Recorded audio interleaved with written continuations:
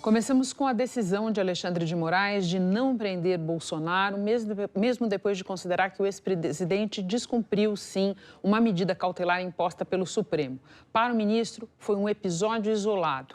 Ao vivo de Brasília, a Heloísa Torres faz um resumo desse entendimento e explica como ele impacta a situação do ex-presidente daqui para frente. Boa noite, Elo. Oi, Renata. Boa noite para você também, para todos. Olha, o principal impacto para Bolsonaro é que a advertência continua, né? O ministro Alexandre de Moraes disse que se, de novo, ele não cumprir uma restrição imposta, não vai ter jeito, será caso de prisão preventiva.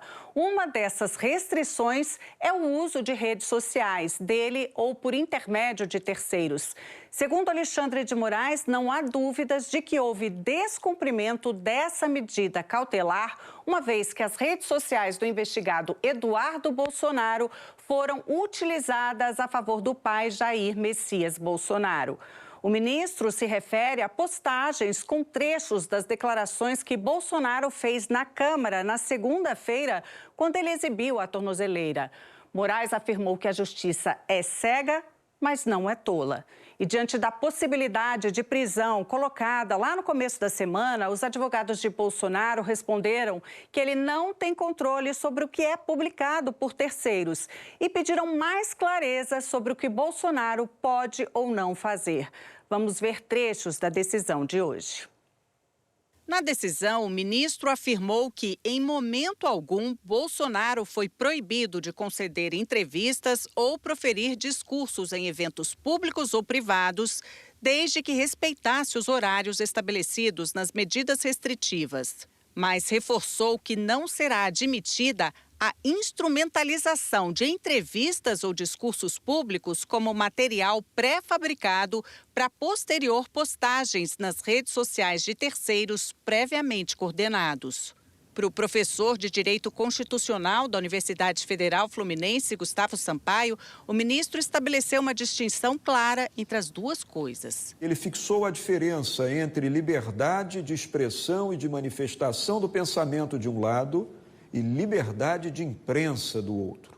Ou seja, ele disse que o ex-presidente Jair Bolsonaro não pode usar a sua rede social em hipótese nenhuma, mas não vedou a concessão de entrevistas, porque a concessão de entrevistas a emissoras de televisão, emissoras de rádio, à imprensa escrita, à imprensa falada, isso diz respeito à liberdade de imprensa. E a liberdade de imprensa é um pilar da democracia. Na decisão, Moraes também disse que não seria lógico e razoável permitir a utilização do mesmo modus operandi criminoso com diversas postagens nas redes sociais de terceiros, em especial por milícias digitais, sempre com a finalidade de continuar a induzir e instigar chefe de Estado estrangeiro a tomar medidas para interferir ilicitamente no regular curso do processo judicial, com flagrante atentado à soberania nacional. O professor Gustavo Sampaio explica que é difícil caracterizar o uso de redes por terceiros e, por isso, caberá ao próprio ministro Alexandre de Moraes avaliar se a decisão está sendo cumprida ou não. Há uma linha muito tênue entre o que é usar um terceiro e o que é não usá-lo, porque, afinal de contas, cada um desses grandes líderes políticos do país tem na faixa de 60 milhões de eleitores e é muito difícil a qualquer deles controlar aquilo que um terceiro vai fazer ou deixar de fazer em sua rede social. E como definir a partir daí, a partir do momento em que houver uma publicação por terceiro, que essa publicação foi encomendada por aquele que estava proibido de usar a rede social, moral da história. O julgamento em torno de se a medida cautelar terá sido respeitada ou não, será do próprio ministro Alexandre de Moraes, o relator, e da primeira turma do Supremo Tribunal Federal. Bem, Bolsonaro está de tornozeleira eletrônica desde sexta-feira. A medida partiu de uma investigação sobre as ações dele e do filho Eduardo Bolsonaro. Segundo a PF, Eduardo tem atuado nos Estados Unidos junto às autoridades para coagir a justiça brasileira em benefício do pai. E Jair Bolsonaro estaria apoiando o filho, inclusive financeiramente. Bem, hoje de manhã, logo depois dessa decisão de Alexandre de Moraes, Bolsonaro foi a um culto com a mulher Michele, o filho mais novo, chorou durante a pregação. Depois ele foi para a sede do PL aqui no centro de Brasília. E há 3 dias, Bolsonaro não dá declarações. Renata?